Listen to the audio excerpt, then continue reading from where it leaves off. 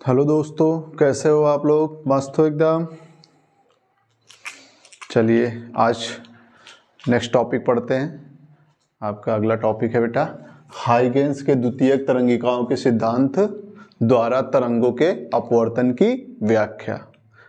ठीक है, परावर्तन की व्याख्या हमने इसके पहले वाले वीडियो में पढ़ लिया था। अब हम लोग पढ़ेंगे अपवर्तन की व्याख्या। हाइगेंस के द्वितीयक तरंगिकाओं के सिद्धांत द्वारा तरंगों के अपवर्तन की व्याख्या पढ़ेंगे। ठीक है, तो सबसे पहले पढ़ लेते हैं कि अपवर्तन क्या है। ठीक है, अपवर्तन थोड़ा सा देख लेते हैं कि अपवर्तन क्या है, फिर इसके बाद हम इनकी व्याख्या के बारे में देखेंगे। ठीक है ना, प्रूफ करेंगे। तो सबसे पहले अपवर्तन आप जानते हो, प्रकाश का अपवर्तन क्या है? जब प्रकाश की किरण एक माध्यम से किसी अपवर्तक पृष्ठ पर पड़ती है, ठीक है, तो क्या होती है, पड़ने के बाद क्या हो, दूसरे माध्यम में चली जाती है, तो उसे हम लोग क्या बोलते हैं, प्रकाश का अपवर्तन बोलते हैं। जब प्रकाश की किरण एक माध्यम से दूसरे माध्यम में, एक माध्यम से आकर अपवर्तक पृष्ठ पर पड़ने के बाद दूसरे माध्यम में चली जाती है, तो उसे हम लोग क्या बोलते हैं, प्रकाश का अपवर्तन बोलते हैं। ठीक है, जैसे आप सिंपल से समझ लो बेटा। ठीक, ये हमारे पास क्या है, एक आपका अपवर्तक पृष्ठ है, एक अपवर्तक पृष्ठ हो गया जेड डैश। ठीक है, जब यहाँ से प्रकाश की किरण आई इस पे, ठीक, इस पे पड़ी, पड़ने के बाद, ठीक है, अब ये सीधा ऐसे जाना चाहिए, इसको ये सीधा ना जाकर ये क्या होती है, इस मार्ग से थोड़ा सा क्या हो जाती है, मुड़ जाती है। मान लेते हैं माध्यम हमारा क्या है बेटा, माध्यम 1, ये माध्यम क्या है, माध्यम 2। ठीक है, इसको हम मान लेते हैं वायु, और इस क्या हो गया आपका, कुछ जल ले लो, कांच ले लो, कुछ भी ले लो। ठीक है, ये जल, तो माध्यम आपका 1 हो गया, माध्यम आपका क्या हो गया, 2 हो गया। तो जब प्रकाश की किरण इधर आती है, आने के बाद क्या होती है, अपने मार्ग से थोड़ा सा विचलित हो जाती है। ठीक है, पड़ने के बाद दूसरे माध्यम में जाती है और अपने मार्ग से हट जाती है। ठीक है, तो ये आपका क्या आ रहा है बेटा, माध्यम 1 आपका क्या है, माध्यम आपका क्या है, विरल माध्यम, और माध्यम 2 क्या है, सघन माध्यम। तो जब विरल माध्यम से सघन माध्यम की ओर आती है, जब प्रकाश की किरण विरल माध्यम से सघन माध्यम में आती है, तो जो आपकी प्रकाश की किरण है वो अभिलंब की ओर झुक जाती है। किधर झुक जाती है, अभिलंब। ये आपका अभिलंब क्या है बेटा, ये हमने क्या किया, एक अभिलंब खींच दिया, एन और एन डैश। ठीक है, तो ये आपका अभिलंब हो गया, आपका एन और एन डैश हो गया आपका अभिलंब। ठीक है, तो यहाँ ये एंगल आपका क्या हो गया, इसको बोलते, ये आपका किरण कौन सी होगी, अपवर्तित किरण, सॉरी आपतित किरण। कौन सी किरण, आपतित किरण। और ये आपकी क्या होगी बेटा, अपवर्तित किरण। क्या हो गई, अपवर्तित किरण।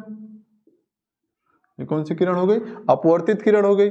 अब ये क्या है, ये अभिलंब हो गया एन और एन डैश। ये आपका कोण जो है आई, इसको हम लोग क्या बोलते हैं, आपतन कोण बोलते हैं। ठीक है, और इसको क्या बोलेंगे हम बेटा, ये एंगल जो आपका आर है, इसको हम क्या बोल देते हैं, अपवर्तन कोण बोल देते हैं। ठीक है, जब प्रकाश की किरण एक माध्यम से आने के बाद अपवर्तक पृष्ठ पर पड़ने के बाद दूसरे माध्यम में चली जाती है, तो उसे हम लोग क्या बोलते हैं, प्रकाश का अपवर्तन बोलते हैं। क्या बोलते हैं, प्रकाश का अपवर्तन बोलते हैं। अब प्रकाश के अपवर्तन के कितने नियम हैं, 2-3 नियम आपके, 3 नियम। पहला क्या है बेटा, पहला ये है आपका कि जो आपका आपतित किरण, सिंपल सा सब जानते हो, आपतित किरण, अपवर्तित किरण तथा अभिलंब तीनों एक ही तल पे होते हैं। आपतित किरण, अपवर्तित किरण तथा अभिलंब तीनों एक ही तल पे होते हैं। ये पहला हो गया। दूसरा आपका क्या होता है, आपतन कोण की ज्या मतलब क्या होता है, साइन। आपतन कोण की ज्या, ठीक है, साइन आई अपान अपवर्तन कोण की ज्या साइन आर बराबर क्या होता है बेटा, नियतांक होता है। क्या होता है, नियतांक होता है। और ये आपका क्या, यहां मान लेते हैं आपका माध्यम के प्रकाश की चाल C1 है, इधर माध्यम में प्रकाश की चाल क्या है, कुछ C2 है, तो C1 अपान C2 हो जाएगा। ठीक है, ये हो जाएगा। Sine i upon sine r बराबर क्या होता है, नियतांक C1 अपान C2 होता है। ठीक, तो यहाँ पे आपका sine i upon sine r बराबर क्या नियतांक होता है, जिसको हम लोग स्नेल का नियम भी बोल देते हैं। क्या बोल देते हैं? स्नेल का नियम। ये दूसरा नियम हो गया। तीसरा नियम क्या होता है? तीसरा नियम यह है बेटा कि जब प्रकाश की किरण विरल से सघन माध्यम में चलती है, जब प्रकाश की किरण माध्यम 1 से माध्यम 2 में, ये विरल माध्यम हो गया और ये सघन माध्यम हो गया, जब विरल से सघन माध्यम में चलेगी तो इसके चाल क्या हो जाएगी? बदल जाएगी। यहाँ पे क्या है? विरल माध्यम में चाल क्या होगा? अधिक होगा। सघन माध्यम में चाल क्या होगा? कम होगा। तो चाल क्या हो जाएगी? इसमें बदल जाएगी। ठीक है, लेकिन इसकी जो आवृत्ति होगी वो परिवर्तित नहीं होगी। आवृत्ति परिवर्तित, लेकिन इसकी तरंग दैर्ध्य क्या हो जाएगी? बदल जाएगी। इसकी तरंग दैर्ध्य क्या हो जाएगी? बदल जाएगी। जब इसकी तरंग दैर्ध्य बदल जाएगी तो इसमें जो कलर होंगे, कलर भी क्या हो जाएंगे? चेंज हो जाएंगे। इसके कलर भी क्या हो जाएंगे? चेंज हो जाएगा, क्योंकि जो कलर होते हैं वो कलर तरंग दैर्ध्य पर निर्भर करते हैं। जब तरंग दैर्ध्य बदल जाएगा तो कलर भी क्या हो जाएगा? चेंज हो जाएगा, बदल जाएगा। ठीक है, तो ये आपका अपवर्तन हो गया, प्रकाश का अपवर्तन। ठीक है, फिर हम क्या समझे? जो आपका हाइगेंस में द्वितीयक तरंगिकाओं के सिद्धांत में तरंगों के अपवर्तन की व्याख्या है, तो हाइगेंस ने क्या बताया था? हाइगेंस ने बताया था प्रकाश किसके रूप में चलती है बेटा? तरंगों के रूप में चलती है। किसके रूप में? तरंगों के रूप में। तो इसमें हाइगेंस ने बताया था कि प्रकाश अनुदैर्ध्य तरंगों के रूप में चलती है। प्रकाश अनुदैर्ध्य तरंगों के रूप में चलती है, और अनुदैर्ध्य तरंगे क्या होती हैं? तरंगाग्र के रूप में चलती हैं। अनुदैर्ध्य तरंगों में तरंगे तरंगाग्र के रूप में चलती हैं। ठीक है, अब तरंगाग्र आप सबको मालूम है, तरंगाग्र क्या होता है? इसके पहले वाले वीडियो में हमने बताया था आपको तरंगाग्र। तरंगाग्र, हम कोई ऐसा पृष्ठ मान लेते हैं जहां पर प्रकाश की, हम एक ऐसा पृष्ठ मान ले जहां पर प्रकाश की किरणें क्या हो? समान कला में हो। प्रकाश की किरणें क्या हो? समान कला में हो। वहां पे क्या होता है आपका? उसे हम लोग क्या बोलेंगे? तरंगाग्र बोलेंगे। क्या बोलेंगे? तरंगाग्र। जैसे ये प्रकाश है, प्रकाश की किरणें आपकी ये चल रही, ठीक है, इधर ये आपकी प्रकाश की किरणें, ठीक है। अब ये प्रकाश की किरणें एक दूसरे के समांतर हैं, तो जो तरंगाग्र होगा बेटा, तरंगाग्र क्या होगा? इस प्रकाश किरणों के लंबवत चलेगा। किसके? इन प्रकाश किरणों के क्या करेगा? लंबवत चलेगा। इनके लंबवत चलेगा। ठीक है, इन प्रकाश किरणों के लंबवत चलेगा। ठीक है, ये आपका कुछ ऐसे चलेगा, आपका लंबवत चलेगा। तरंगाग्र क्या होगा? प्रकाश किरणों के लंबवत चलेगा। चल आगे अब हम लोग क्या करते हैं? आगे इसको प्रूफ करते हैं हाइगेंस के द्वितीय तरंगिकाओं के सिद्धांत द्वारा तरंगों के अपवर्तन की व्याख्या को। ठीक है, ये सिंपल सा थोड़ा सा जानकारी थी। हाँ चलो देखते हैं बेटा।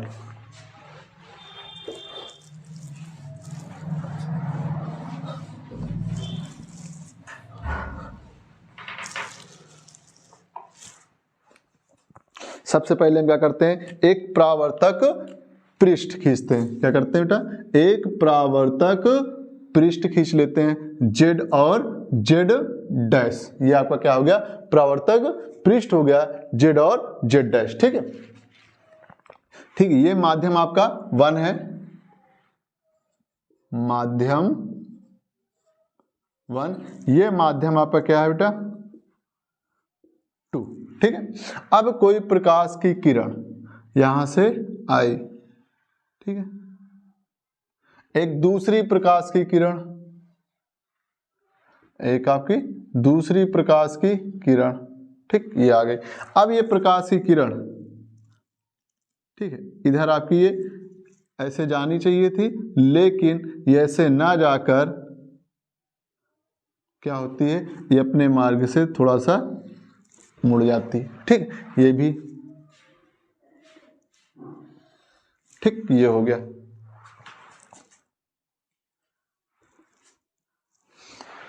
अब आपको पता है ये आपका आपतित प्रकाश की किरण है और ये अपवर्तित प्रकाश की किरण है। ये क्या आपका?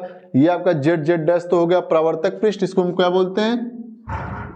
अपवर्तक पृष्ठ, सॉरी, अपवर्तक, अपवर्तक पृष्ठ। ये क्या हो गया आपका? अपवर्तक पृष्ठ। अब ये आपका जो है, ये आपकी क्या हो गई बेटा? आपतित किरण, और ये क्या हो गई? अपवर्तित किरण हो गई। ठीक है, अब जो इस पे तरंगे चलेंगी, तरंगाग्र जो चलेंगी वो क्या होंगी, इन जो आपकी ये प्रकाश की किरण आई है समांतर, इनके क्या होगी, लंबवत चलेगी, ऐसे चलेगी, इनके लंबवत चलेगी ऐसे, ठीक। जैसे आपका मार्कर रखा हुआ ऐसे, ये तरंगाग्र आपका कुछ ऐसे आएगा, तरंगाग्र कुछ ऐसे आ जाएगा। तो ये आपका तरंगाग्र होगा बेटा, ये तरंगाग्र कुछ आपका ऐसे चलेगा। तो ये आपका हो गया आपतित तरंगाग्र। इसको क्या बोलेंगे, आपतित तरंगाग्र, आपतित तरंगाग्र। और ऐसे ही आपका क्या होगा, बाहर निकल जाएगा बेटा। इसको क्या बोल देंगे हम लोग, अपवर्तित तरंगाग्र, अपवर्तित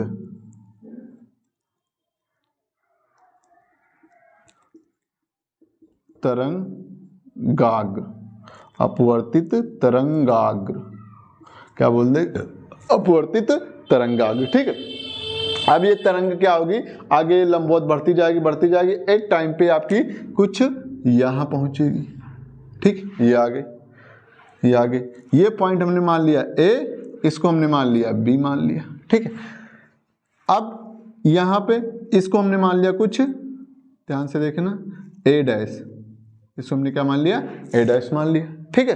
अब ये तरंगाग्र जितने समय में बी से ए डैश से पहुंचेगी, ये तरंगे कुछ यहाँ पहुंचाएगी, कहाँ पहुंचाएगी, यहाँ पे आ जाएगी। ये जो आपकी दूरी है ये ज़्यादा होगी और ये दूरी क्या होगी, ये कम हो जाएगी, क्योंकि जो तरंगे, प्रकाश की तरंगे चली हैं वो क्या है, विरल माध्यम से सघन माध्यम में जा रही। तो विरल माध्यम में चाल क्या होगी, अधिक होगी। जब चाल अधिक होगी तो क्या होगा, दूरी अधिक तय करेगी। और सघन माध्यम में चाल क्या होगा, कुछ कम हो जाएगा, तो ये क्या होगी, दूरी कुछ कम।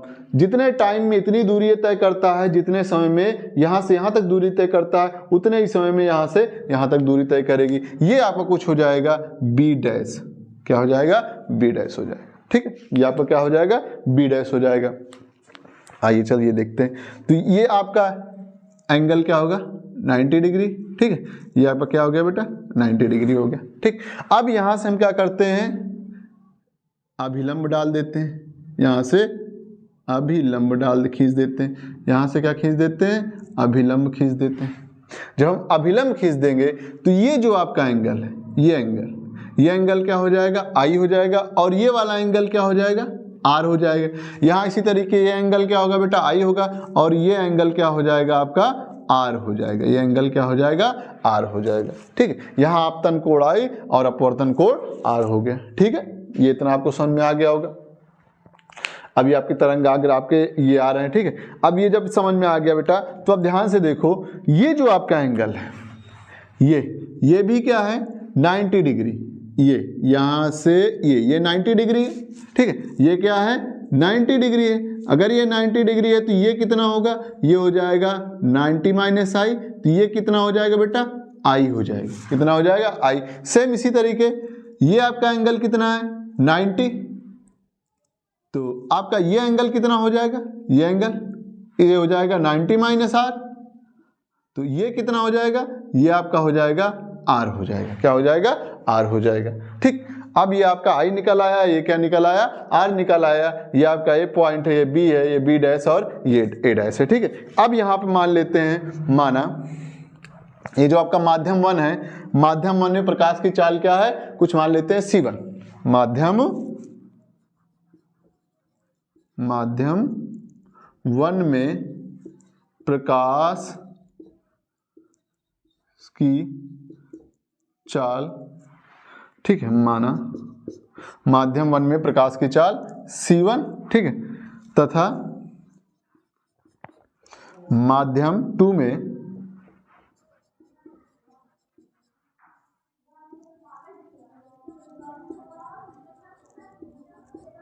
प्रकाश की चाल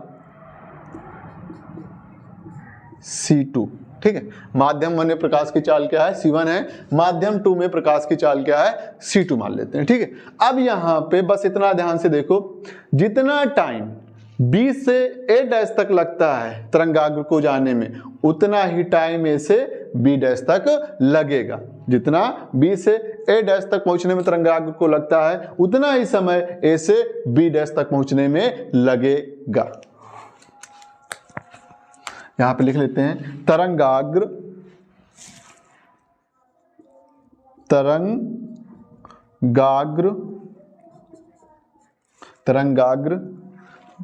बी को ए डैश तक पहुंचने में जितना तरंगाग्र बी को ए डैश तक पहुंचने में लगा समय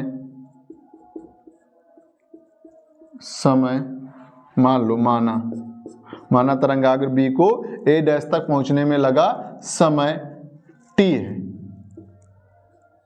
तथा उतने ही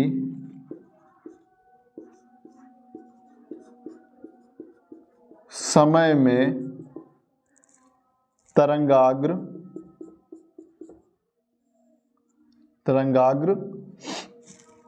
ए बी डैश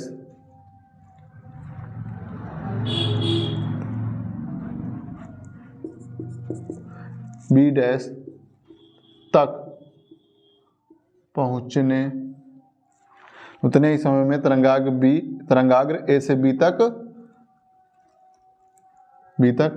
पहुंचने में समय लगता है।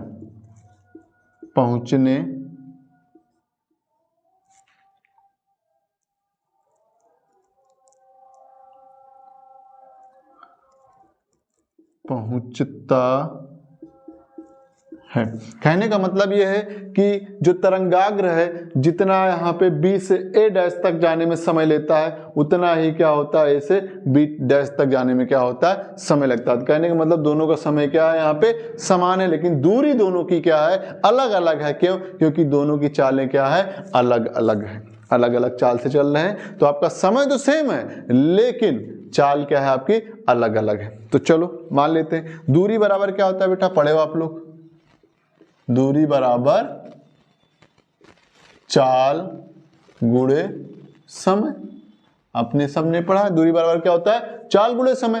तो हम B से A डैश तक यहां तक की दूरी निकाल लेते हैं। क्या लिख लेते हैं, दूरी बराबर चाल गुणे समय हो गया। तो आपका क्या हो जाएगा B A डैश, दूरी हमारी क्या हो गई B A डैश।